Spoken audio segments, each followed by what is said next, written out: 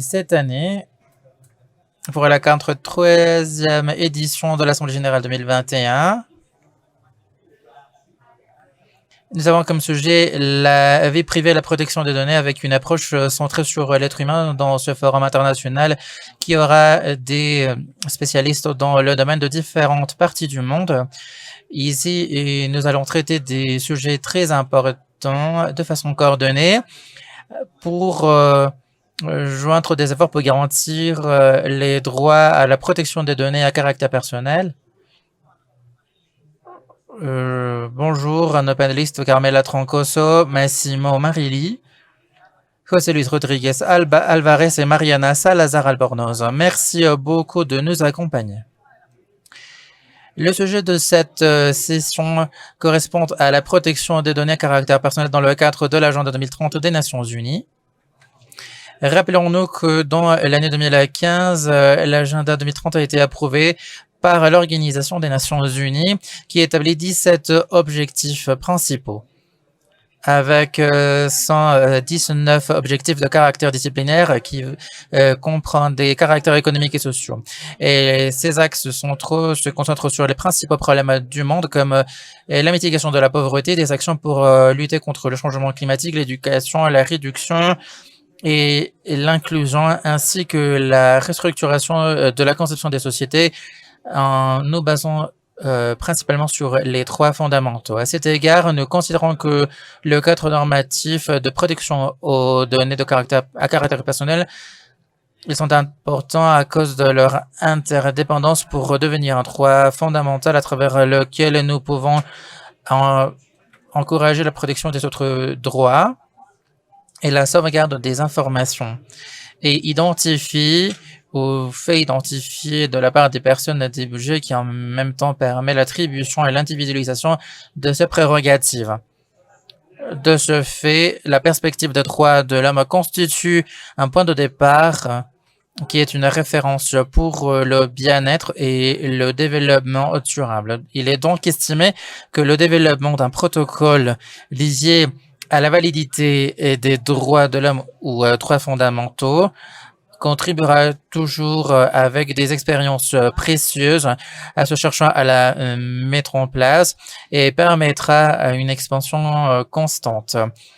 De même, le droit à la protection des données à caractère personnel a une incidence sur les objectifs de développement durable. Par exemple, ce qui est établi dans l'ODD 16, paix, justice et institutions durables, lequel vise la promotion des sociétés pacifiques et inclusives pour le développement durable, l'accès à la justice pour tous et toutes, et pour la construction des institutions efficaces, responsables et inclusives à tous les niveaux. Parmi ceux-ci, nous avons l'ODD 19.9 sur l'identité qui établit que pour l'année 2030, nous allons donner une identité juridique à tous et à toutes, y compris le registre de naissance. De même, tel qu'il est établi par la feuille de route de l'agenda 2030, les inégalités basées sur le revenu, la race, l'orientation sexuelle, le genre, l'âge et le handicap, l'origine ethnique, la religion et les opportunités ne devraient plus persister à l'intérieur de ces pays comme dans les rapports entre les pays. Ces différences peuvent compromettre l'horizon économique envisagé pour l'avenir parce que cela affecte les efforts menés pour la réduction de la pauvreté et détruit le sentiment de plénitude et de valeur. Et ceci sera très enrichissant et nous devons avoir une approche globale qui va nous qui nous sera fournie de la part des spécialistes à cause de la pandémie de COVID-19. Les objectifs de l'agenda 2030 a été compromis et nous avons dû dimensionner au niveau auquel les données personnelles seront une incitation pour leur réalisation au niveau mondial pour atteindre des objectifs. Nous considérons que les données constituent des informations nous permettant d'identifier et de connaître les besoins de la population et Elles nous permettront de contribuer au développement des politiques publiques pour le bien-être social.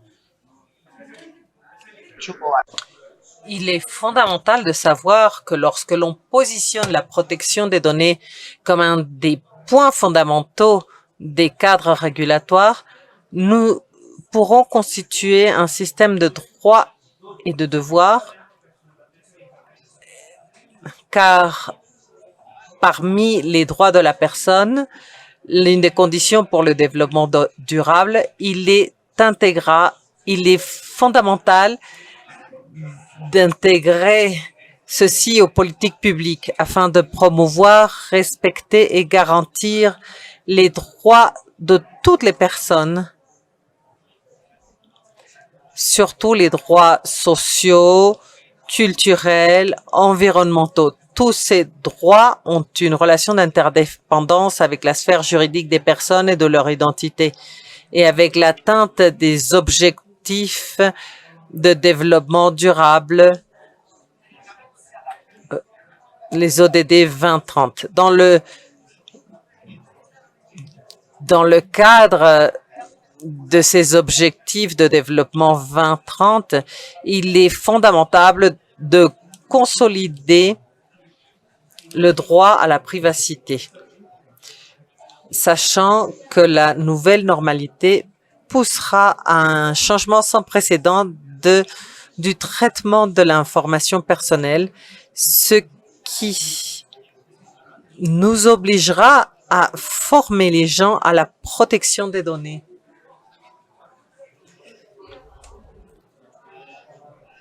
Les autorités responsables de la protection des données comprennent les défis que cela représente, parce que face à la demande de l'augmentation d'information, aussi bien le secteur public que privé, l'on doit travailler de manière de plus en plus coordonnée afin de construire des mécanismes de fonctionnement au niveau national et international. J'aimerais vous dire à présent comment nous allons fonctionner dans cette session. Tout d'abord, nous entendrons les présentations de nos intervenants. Chacun aura 10 minutes et ensuite nous aurons un espace pour les commentaires, les questions et les réponses, et qui nous permettront d'aborder tout ceci dans le cadre de l'agenda 2030 des objectifs de développement durable. Non, pardon, ça, ce sera 5 minutes chacun. Et en troisième lieu, nous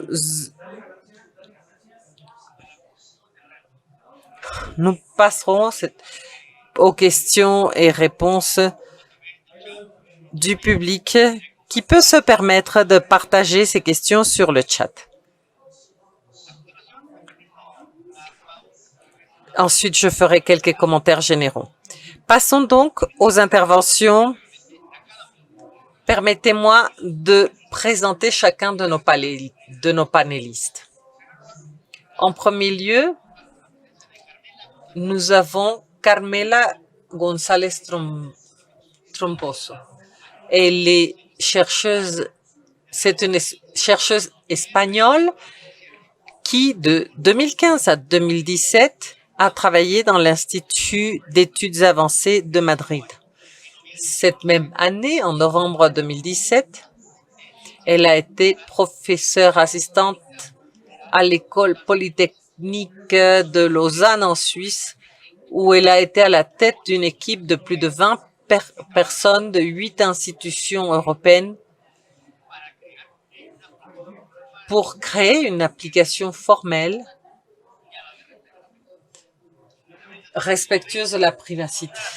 En avril 2020, ça a été l'une des personnes qui a signé la lettre au gouvernement qui demandait la mise en place de solutions technologiques dans la lutte contre le Covid, car l'on pouvait utiliser des systèmes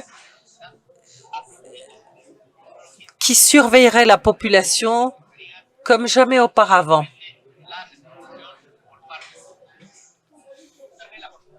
Carmela, vous avez la parole.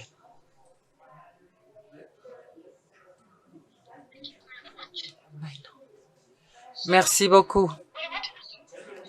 Bon, aujourd'hui, nous allons parler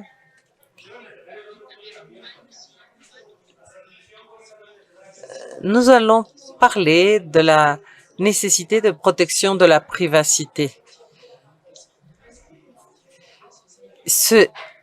Cette protection n'est pas un objectif en soi, c'est un moyen pour protéger les personnes, la société, des manipulations, des préjudices. Conserver l'information n'est pas un objectif en soi. Il faut réfléchir sur la technologie et son usage et l'augmentation des risques actuellement.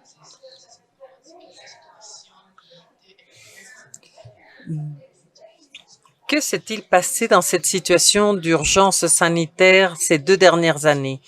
Nous avons travaillé dans notre laboratoire pour construire une technologie de protection des données et de prédire les attaques aux données personnelles.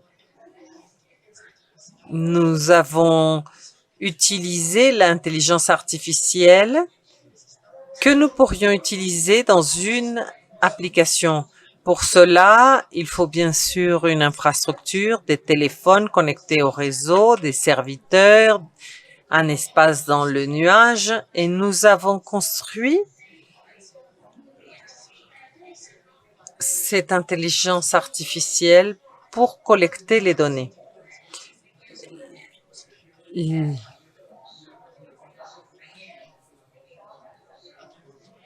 Nous avons dû collecter des données à travers différentes opérations dans différents serviteurs et nous pouvons dire que l'infrastructure est très importante parce que ça change l'évaluation des risques.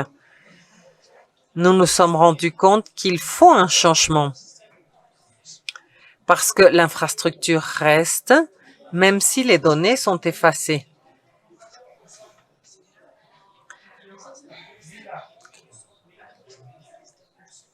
Et ce sur quoi nous devons nous centrer, c'est l'utilisation des données. Si l'infrastructure est adéquate, le changement sera approprié. Nos temps difficiles exigent de savoir quelles sont les différentes utilisations qu'on peut faire des technologies. Nous avons travaillé avec la collecte des données au niveau numérique. Par exemple, un usager entre et donne son prénom et son nom. Ça, c'est le début de l'infrastructure. Et nous sommes en train d'analyser la manière d'aider nos clients. Et par exemple, en Allemagne, cela est utilisé à des fins légales. Les bases de données numériques ou physiques servent pour des actions légales, par exemple pour la lutte contre le crime. Et dans beaucoup de pays, nous avons réfléchi sur la mise en place de l'infrastructure pour lutter contre le crime en Europe, en Amérique du Nord. Nous avons réussi à développer cette protection pour pouvoir éviter cette utilisation incorrecte.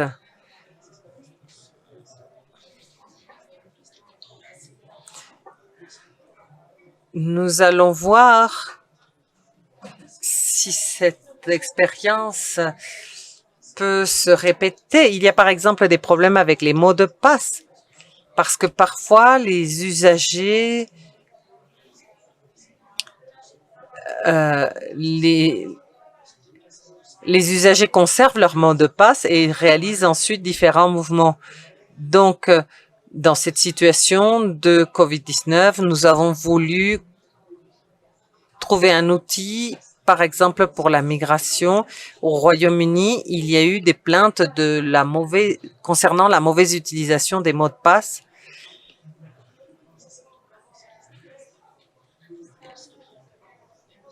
Par ailleurs,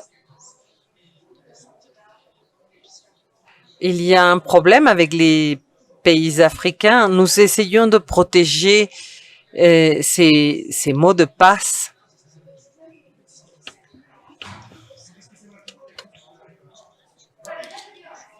Dans ce cas,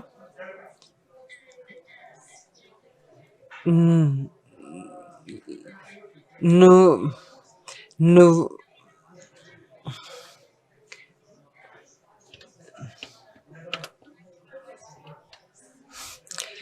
nous sommes en train de voir comment cette tendance s'étend, par exemple en Europe.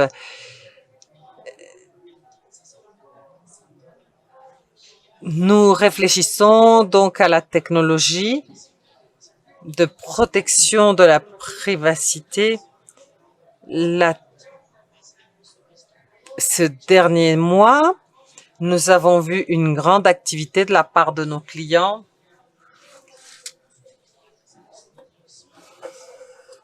Par exemple, par rapport aux abus sexuels contre les mineurs, par rapport à toutes ces thématiques-là,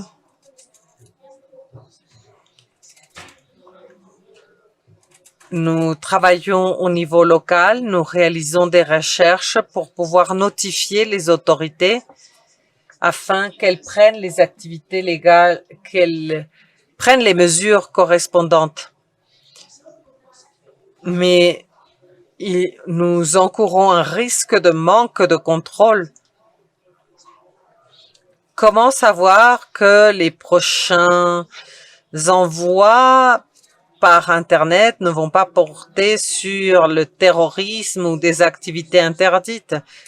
Donc, lorsque nous pensons au pouvoir de la technologie, nous pensons aux bénéfices, mais nous devons également penser aux risques. La technologie a un grand potentiel. Cela a été démontré pendant la pandémie, mais les préjudices peuvent être énormes également. À l'avenir, nous cherchons cette opportunité pour voir comment éviter les préjudices tout en conservant les bénéfices.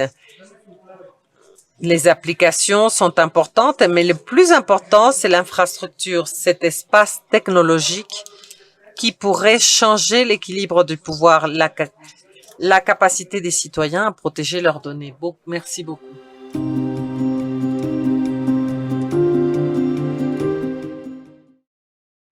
Merci beaucoup à l'INAI et merci à tous les organisateurs de m'avoir invité à ce panel. Comme cela a été mentionné précédemment et par Carmela, le thème de la corrélation entre la protection de données et l'agenda des Nations Unies pour 2030 et en relation avec tout ce que nous avons vécu depuis la pandémie.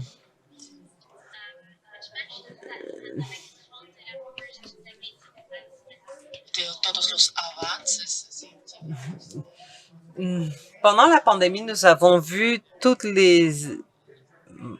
beaucoup d'avances scientifiques. Quelle est la relation avec le développement durable dans ce cadre temporel? Je suis certain que vous vous êtes tous rendus compte qu'on fait un grand effort pour combattre la misère et pour pallier à toutes les défaillances sociales. Les travailleurs ont souffert économiquement et en plus, on a également l'impact de la crise climatique. Il y a également une crise des droits de la personne.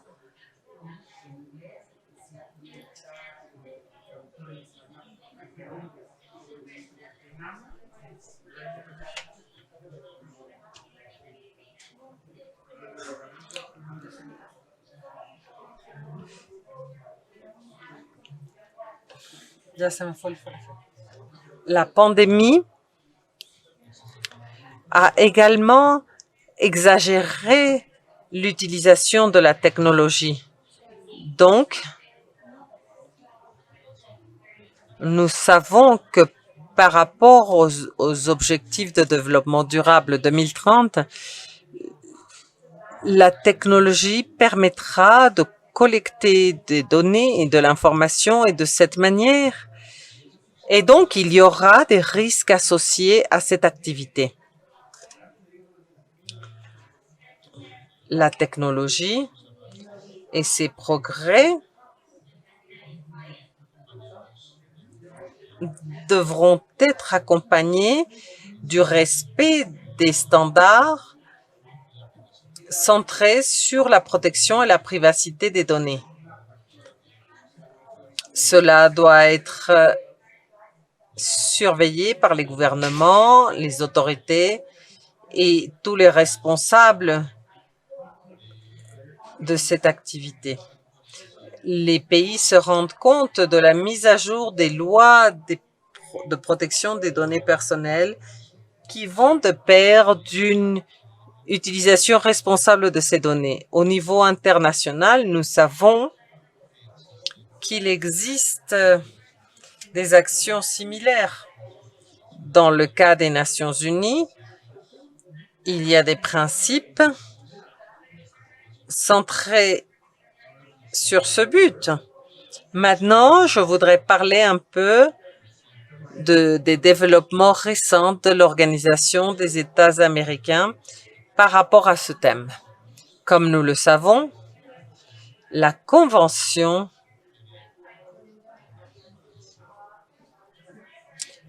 n'a pas une nature contraignante comme cela existe dans d'autres domaines.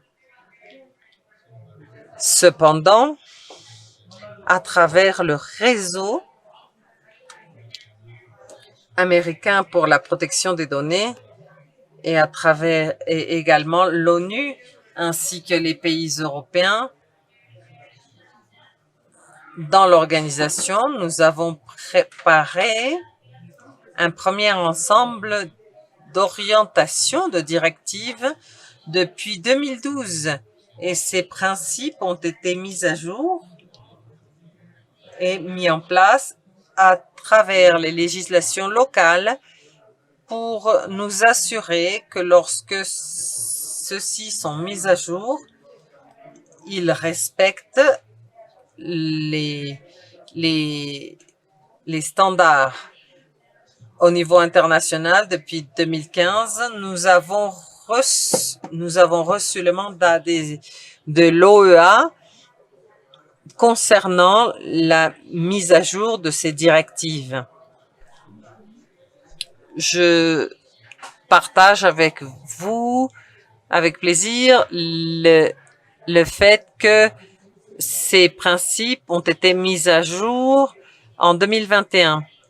Par ailleurs, ils ont été présentés auprès de l'Assemblée de l'Organisation des États américains qui, en novembre, a décidé d'adopter ces principes. Il s'agit de 13 principes ayant trait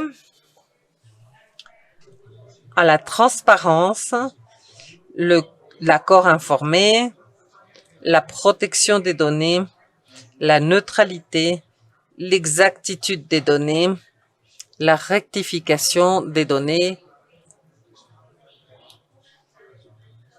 la protection des données personnelles, le flux transparent et les obligations de l'autorité de protection. Ces 13 principes, tels qu'ils sont actuellement, constituent un reflet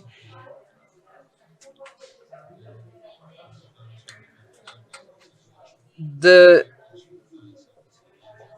l'opinion des États américains, car cela a été fait en accord avec l'Argentine, le Mexique, l'Uruguay, le Paraguay, etc.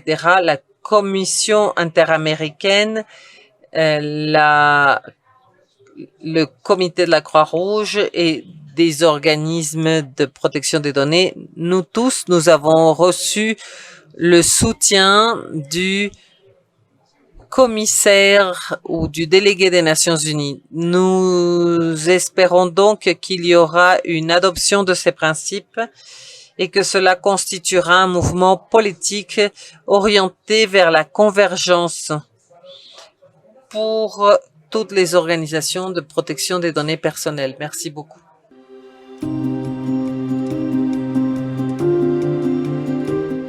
So first of all, I would like to express as well my gratitude for the invitation to discuss on this important occasion of the Global Private Avant tout, je tiens à remercier very les organisateurs de cet événement. for the phase in which we are. Ce sera une rencontre importante pour le domaine dans lequel nous travaillons. Je voudrais commencer par prononcer quelques mots. Peut-être que je vais présenter brièvement mon travail, l'organisation dans laquelle je travaille, parce que c'est peut-être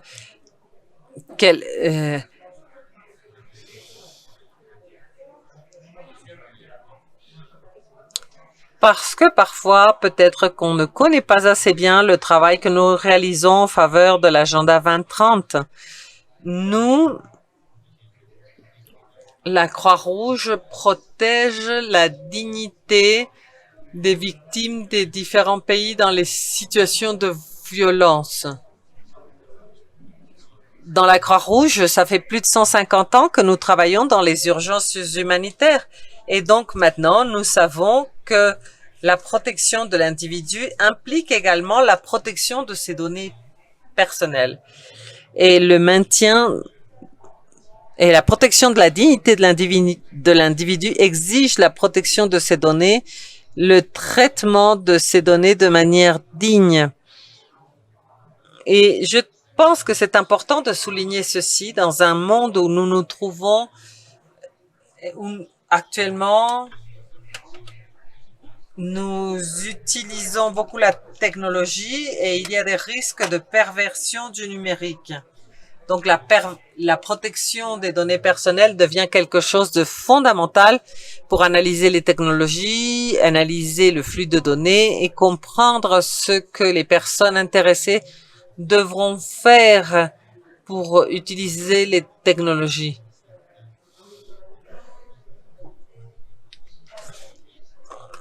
Donc, dans un environnement numérique, il faut conserver la dignité de il faut conserver la dignité devant la technologie.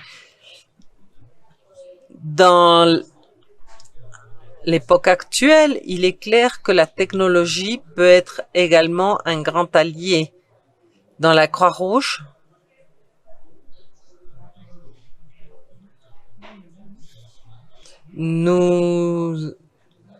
pendant un conflit, par exemple, nous pouvons accéder à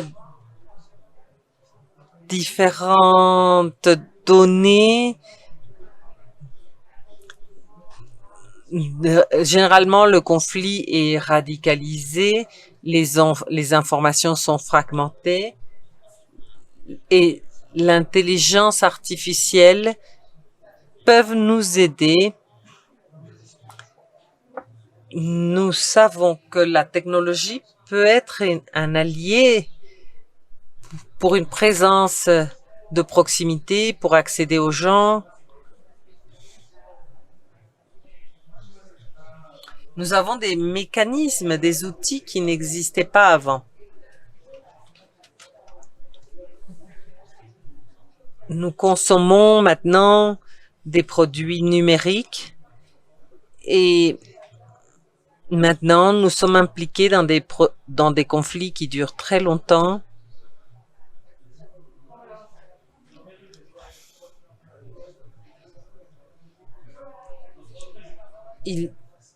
La Croix-Rouge est dans certaines opérations depuis plus de 40 ans et donc nous devons fonctionner de manière très efficace et aux côtés des organisations humanitaires. la technologie peut être utile dans les cas d'urgence humanitaire, plus encore que dans la vie quotidienne. Mais la vulnérabilité, la volatilité des données, les problèmes de sécurité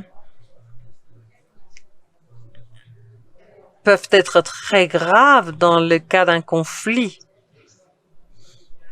Il faut à chaque fois mettre en place la technologie d'une manière très sensible, en prenant beaucoup de considération. En essence, nous cherchons la création d'un cadre législatif au sein de l'organisation et à la création d'un groupe multipartite qui pourrait se réunir autour des organisations humanitaires, les autorités, les commissaires, la société civile, les universités, pour développer des guides vis-à-vis l'utilisation des technologies et un manuel pour la protection des données à caractère personnel à travers l'ensemble de tout ce domaine. Nous avons un groupe de travail aussi qui a été établi à travers cette résolution du sujet de la privacité mondiale de données à caractère personnel. Nous devons avoir des formations.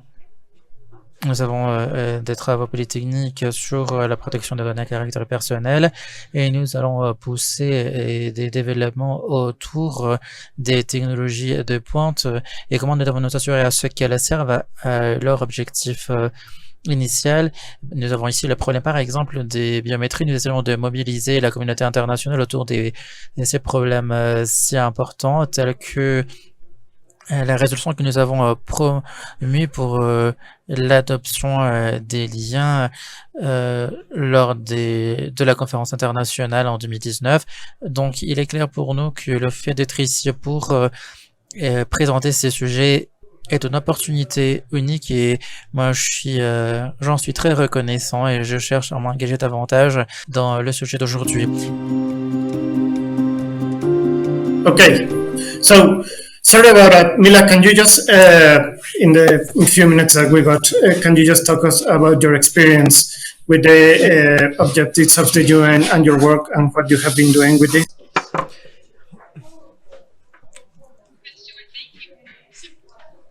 Oui, bien sûr. Vous pouvez m'entendre? Parfait. Parfait. Merveilleux. Bon, merci beaucoup aux organisateurs de nous avoir invités à participer dans cette session si importante où nous parlerons de l'agenda 2030 et des objectifs de développement durable. Bon, quels ont été les succès? La privacité a été dans l'agenda des Nations Unies pendant très longtemps et cela a toujours été important pour l'atteinte de nos objectifs.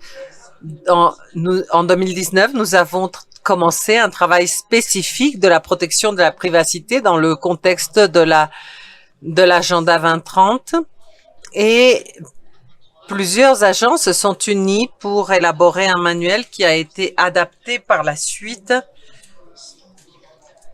un manuel sur les big data dans le cadre de l'agenda 2030, sur la protection de la privacité et l'éthique. Et cela s'est étendu au-delà des standards de la protection des données. On a également abordé les atteintes à la privacité des groupes. Ça, c'est une zone grise lorsqu'on travaille avec une quantité énorme de données, lorsque les données ne sont pas identifiables immédiatement. Nous travaillons par exemple avec les populations pauvres et le secrétaire général a mentionné qu'il est nécessaire d'impliquer les spécialistes de la privacité dans notre travail. J'ai donc pu vraiment me rendre compte que la privacité est un concept important dans le cadre des Nations Unies, aussi bien que dans le secteur privé. C'est un concept qui s'est développé. Si l'on regarde 10 ans en arrière, eh bien, on se rend compte que la protection des données est devenue beaucoup plus intersectionnelle, surtout dans le secteur international public. Nous vivons tous en ce moment cette pandémie de COVID-19 et le centre de la réponse à la pandémie de la part de l'ONU et de l'Organisation mondiale de la santé, qui, soit dit en passant, aurait dû participer dans cette réunion. Bon, je sais qu'il y a eu d'autres réunions avec les agences des Nations Unies intéressées à la santé, mais en tout cas,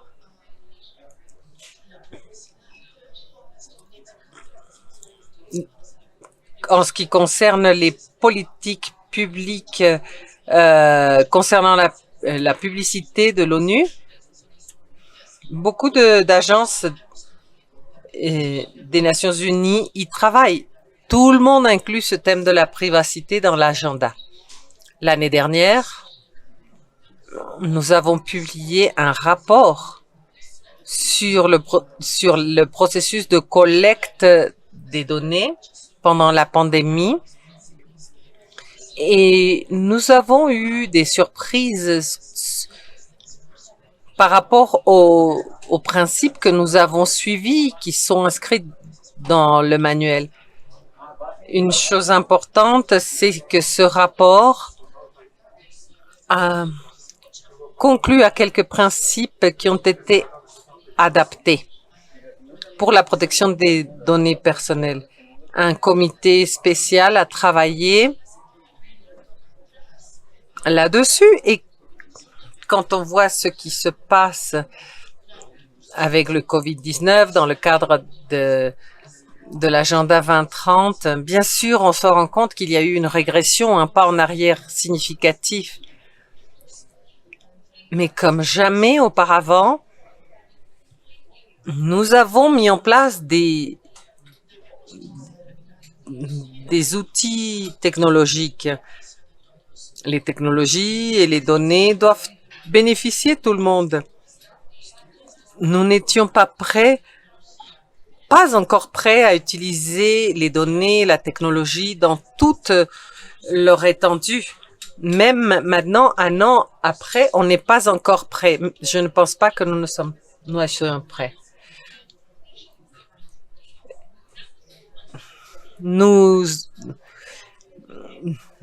Même par rapport à la gouvernance des données,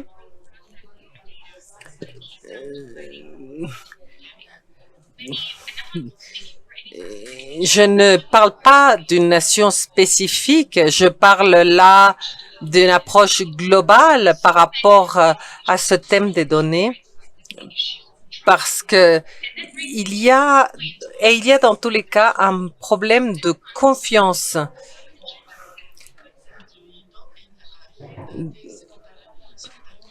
Dans l'agenda du secrétaire général de l'ONU, on a commencé à inclure quelques priorités et une des priorités, ça a été d'établir de la fiabilité dans beaucoup de domaines, surtout dans les domaines tels que la coopération numérique, surtout quant aux affaires humanitaires les plus importantes, par exemple la lutte contre le COVID-19.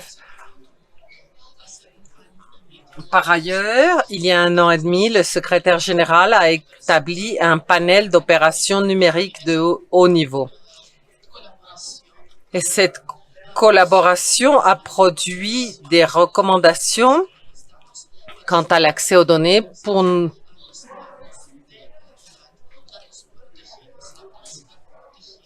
pour que la privacité soit protégée, pour que les droits de la personne soient protégés.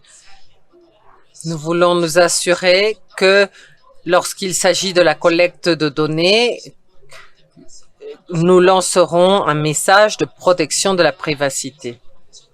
Quand on parle de coopération numérique, ce dont on a besoin, c'est de confiance.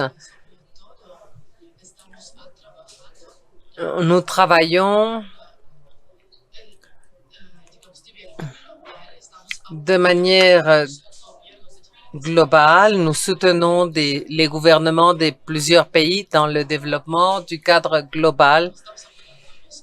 Nous soutenons les gouvernements du monde entier pour développer l'accès aux données, à des données fiables de qualité.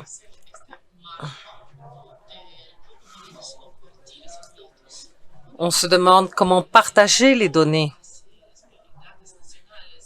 comment nous pouvons accompagner le travail sur les priorités nationales. Le message le plus important, c'est non seulement de mentionner les droits à la privacité, mais également notre usage à utiliser les données correctement. Puisque nous parlons de l'accès et de l'utilisation responsable, nous parlons également de la reconstruction de la confiance. À partir de cette conscience que les données sont une propriété globale, mondiale de tous. Merci beaucoup, Mila. Massimo, toi aussi, tu as une expérience quant aux données et à l'utilisation des données. Lorsqu'il s'agit d'activités humanitaires, tu pourrais nous en parler, bien sûr. Bien sûr, l'on gère beaucoup d'informations délicates. Nous, à la Croix-Rouge, on a collaboré sur des populations vulnérables et je pense que c'est clair que pour faire les choses, les gens ont besoin de collecter et de traiter de l'information. Nous sommes dans des circonstances extraordinaires aujourd'hui et nous avons vu que les choses ne vont pas bien concernant les ODD et l'agenda 2030. Évidemment, il faut agir. Bien sûr, nous cherchons des solutions et nous pensons que les données sont une solution pour tout. Mais parfois, nous ne nous rendons pas compte des implications de l'utilisation de ces données. Parfois, nous avons l'impression que nous voyons les choses arriver. Par exemple,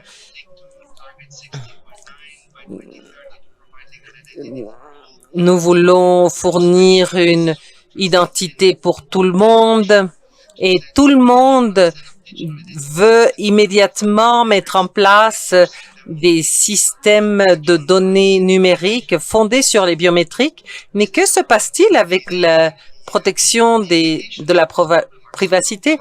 Les implications commencent à être de plus en plus évidentes. Donc, sans aller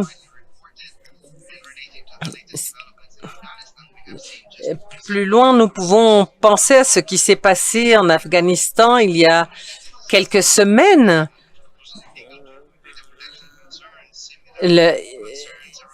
Les données biométriques qui avaient été recueillies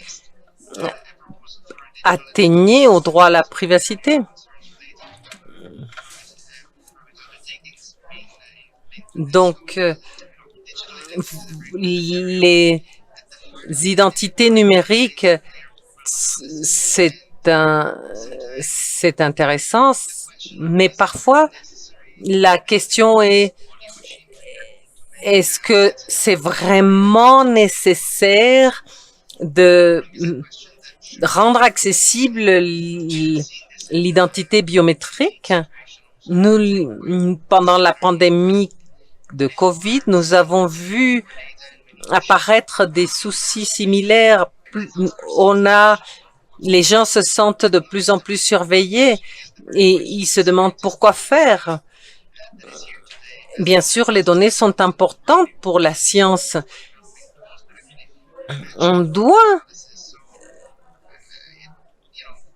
Donc, on doit faire attention lorsqu'on produit des systèmes, des applications utilisant ces données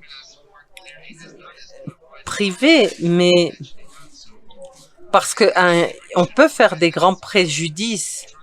Nous oublions parfois qu'il n'y a que la technologie fiable qui est une bonne technologie. On doit toujours se demander pourquoi est-ce que nous sommes en train de faire ceci, pourquoi faire. Mariana, bien évidemment, de l'OEA, vous pensez peut-être à quelques principes qui peuvent nous servir de cadre pour construire de la confiance. Comment est-ce qu'on peut construire la confiance? Oui, l'Organisation des États américains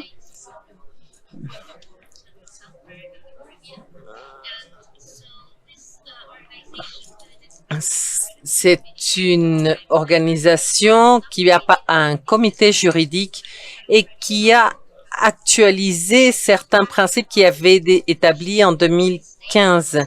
Donc, après quelques consultations, nous avons fait une mise à jour de quelques principes. Pour les États américains, bon, ils sont en train de mettre à jour leurs lois, ou en particulier leur loi de protection de données. Nous avons déjà un guide pour les États qui a déjà été adopté par un comité. Nous avons commencé à recevoir des commentaires des États de la région avec des réflexions et des commentaires sur les accords de la région et quelques orientations. Et finalement, nous espérons que tout ceci sera adopté à l'Assemblée de novembre de l'OEA. Ce sera un pas politique vers l'écriture d'un instrument international, un instrument que nous n'avons pas encore dans la région. Ce matin, pendant l'Assemblée, il a été mentionné que l'Amérique est une région difficile dans le sens où il y a beaucoup de difficultés, beaucoup de blocages au progrès technologique dans la région. Et donc, je pense que là, nous avons fait un pas important. Les standards doivent être connus non seulement par l'État, mais également par les acteurs privés. Nous devons équilibrer les droits de la personne, le droit à la privacité et aussi le droit à la santé physique et mentale. Par exemple, il faut que les États se battent contre la pandémie tout en protégeant la liberté. Donc, c'est toujours une question d'équilibre. Ce n'est pas facile d'atteindre l'équilibre.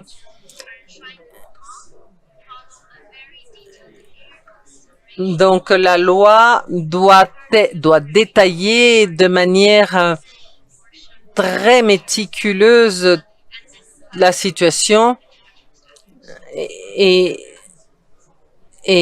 donc nous devons inviter tout le monde à respecter les standards internationaux, y compris les standards de l'OEA. Merci, Carmela. Est-ce que tu peux parler de comment mieux utiliser la technologie, comment mieux l'utiliser dans certaines applications et comment mieux construire la confiance? Est-ce que la technologie devient un bénéfice permettant la protection des droits de la personne au lieu d'être un instrument de violence? Bon, quand nous parlons des données et de la confiance, nous essayons.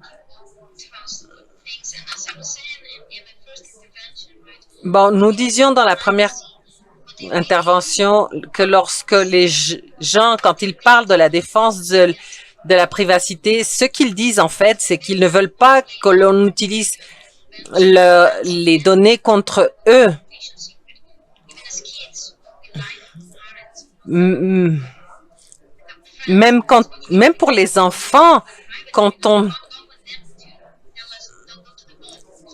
que l'on protège nos données, ce n'est pas parce que l'on veut devenir secret, c'est parce que nous craignons parfois l'intervention des adultes, etc.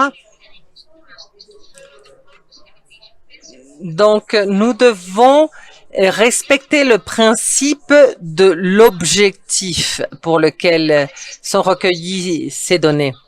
Il existe des technologies appropriées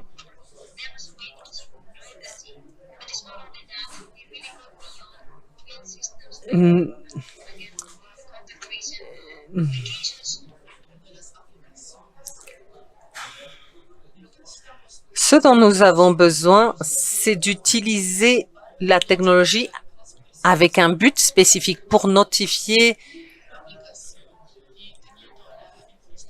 en faveur des personnes, pas pour partager ces informations avec d'autres applications. Et il faut également que ces données soient partagées de manière temporaire. Une fois la nécessité passée, il ne faut pas que ces données soient utilisées pour d'autres choses. Encore une fois, j'insiste, il faut se demander nous sommes en train de collecter ces données, pourquoi faire? Ce qu'il faut, c'est du contrôle. Si on n'a pas de contrôle, les citoyens perdent la confiance parce qu'ils ne peuvent pas savoir si les données ne vont pas être utilisées contre eux. C'est une chose très importante pour les applications. Nous voyons comment les pays développent des outils ouverts, gratuits à une échelle massive. Il y a de plus en plus de citoyens impliqués et nous voyons comment les citoyens ont été impliqués pendant la pandémie quand ils ont vraiment senti qu'il pourrait y avoir une oppression contre eux, l'utilisation incorrecte de leurs données. Donc, il ne faut pas croire que la population ne se préoccupe pas pour ce genre de questions.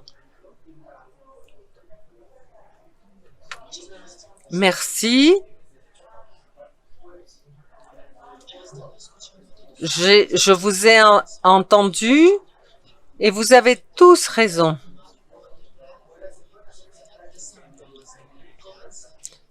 Le cadre légal doit permettre de construire la confiance.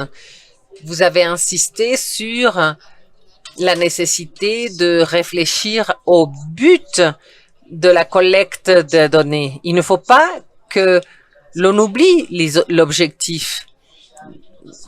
Donc, pouvez-vous m'aider et en une seule phrase, pouvez-vous me dire, selon vous, pouvez-vous me dire ce qui est le plus fondamental, ce sur quoi il faudrait se centrer les prochains mois? La pandémie arrive à sa fin. On développe beaucoup de choses, mais on n'est pas complètement sûr de quand ce sera totalement fini. Donc, que devons-nous faire avec l'information? Que devront faire les entreprises, les gouvernements quant à la privacité, la création de cette confiance? Mila, veux-tu commencer? Oui.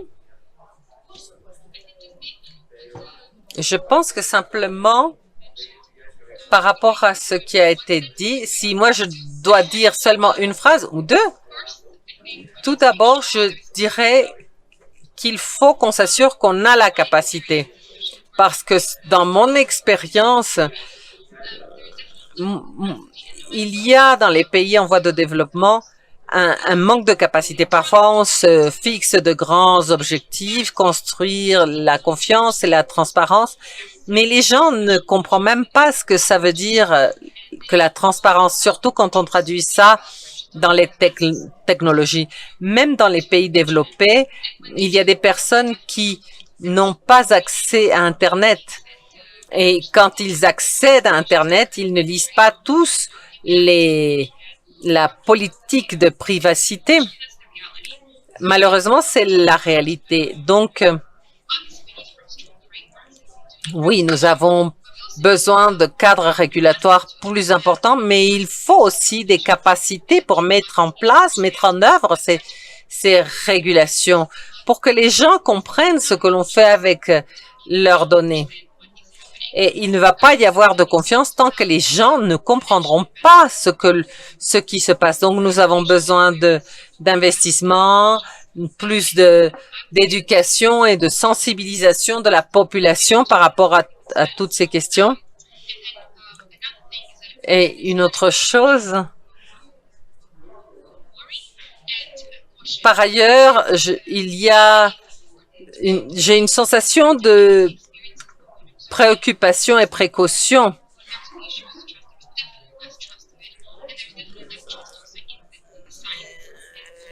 Il y a maintenant moins de confiance dans la science, la technologie. La science et la technologie se mélangent dans l'esprit des gens et il faut donc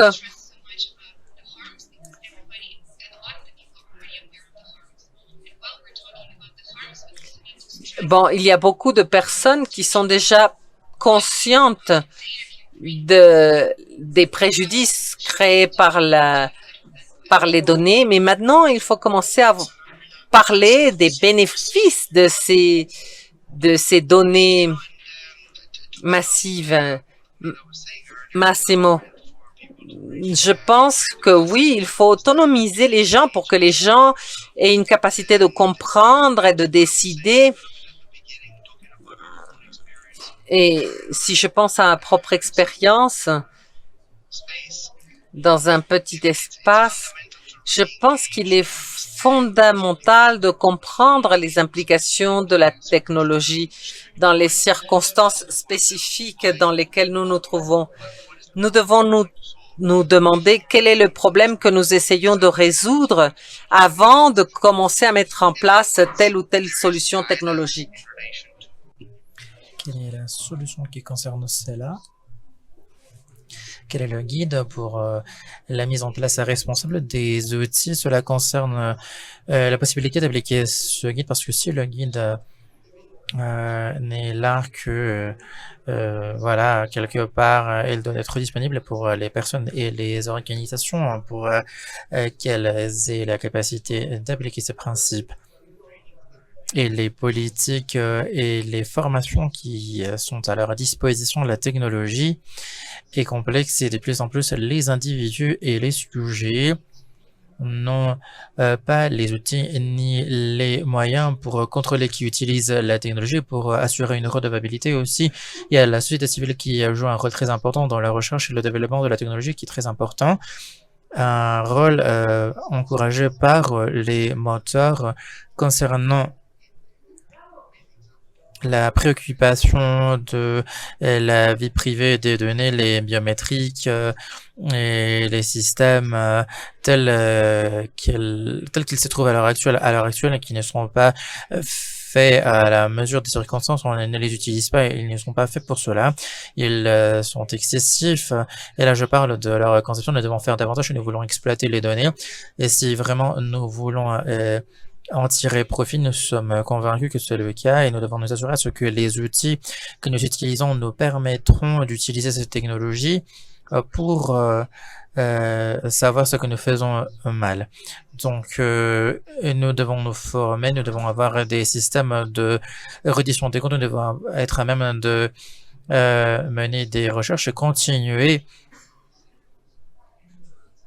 d'avoir l'attention sur le terrain et prêt aux signaux pour la résolution des problèmes. Merci beaucoup, Massimo. Mariana, est-ce que tu considères qu'il y a quelque chose de plus à ajouter du point de vue des États de l'Amérique du Nord et surtout de l'Amérique latine pour pouvoir construire une confiance et mettre en place tout ce que Massimo vient de nous partager? Oui, merci de nouveau. Je veux répéter que l'Organisation des États américains n'a pas que les États de l'Amérique du Nord. Voici quelque chose qui est très important et c'est quelque chose que je voudrais mentionner. La région interaméricaine, c'est ça ce que nous voulons, les principes actuels mis à jour, l'agenda. Il y a 35 États engagés dans la région et vraiment, je suis tout à fait d'accord avec Mila et Massimo vis-à-vis des défis et de l'importance de la capacité ou le développement des capacités ainsi que des outils. Le cadre de référence juridique ne sont pas assez. Il nous faut la faisabilité pour la mise en place. Nous devons commencer avec le cadre juridique. Et aussi, je voudrais souligner le fait que le rapport sur les objectifs de développement durable pour 2021 a tout un chapitre consacré au besoin d'apporter une réponse à la demande sans précédent des données. Aujourd'hui, plus que jamais, l'éthique, la responsabilité pour la collecte de données, la façon de laquelle les données sont traitées est plus important que jamais dans tous les pays, non seulement dans les pays de la région, mais les pays de tout le monde. Et non seulement les pays les plus développés. Et nous devons travailler à partir de ce point. Cet outil interaméricain, donc les principes interaméricains sont tout un outil consacré à cela. Merci beaucoup, Mariana. Maintenant, Carmela, professeuresse, est-ce que vous voudriez ajouter quelque chose de votre perspective de la mise en place pour développer la confiance et pour que tout le monde soit responsable avec une idée de ce qu'il avait privé la technologie et son utilisation et tout ce qui concerne l'application coercitive de la loi. Moi, je crois que les personnes ont demandé des solutions qui sont limitées dans leur but et ne sont pas basées sur la collecte massive de données et leur utilisation indiscriminée. Pour ce tour de questions, moi, je pensais que nous devons considérer d'ici 2 mois, au fur et à mesure que la pandémie va disparaître, j'espère en tout cas, que ce soit seulement 2 mois de plus avant qu'elle ne soit finie. Nous devons garantir le contrôle. Ces dernières années nous ont apporté beaucoup de technologies dans un espace où il était avant normal de surveiller les employés avec des programmes. Pour l'éducation, il était normal de surveiller les étudiants lorsqu'ils faisaient leurs devoirs ou leurs examens, toutes ces applications pour contrôler les mouvements des citoyens. Et j'espère qu'avec cette pandémie, cette surveillance ne va pas se normaliser, ne va pas devenir la normalité. Nous ne devons pas accepter le fait que ce type de technologies sont nécessaires. Et on a travaillé beaucoup sur l'être humain sans avoir un chien surveillant. Nous ne devons pas perdre cette liberté seulement parce que les technologies sont arrivées et nous ont permis et nous ont facilité cette surveillance. Ce n'est pas normal, ce n'est pas quelque chose de démocratique, la surveillance des autres. Merci beaucoup, professeur Carmel. Je voudrais vous remercier tous et toutes de nous avoir accompagnés et d'avoir tolérer les problèmes technologiques que nous avons subis. Celle-ci a été une discussion très intéressante. Nous pourrions continuer d'en parler pendant des heures, mais à cause du temps et par respect aux intervenants, parce que quelques-uns qui se trouvent dans d'autres parties du monde se trouvent dans son fuseau horaire. Il est déjà très tard. Au nom de l'INA, je voudrais vous remercier de votre participation, de vos connaissances, de vos commentaires. Et merci, bonjour et bonsoir à tout le monde.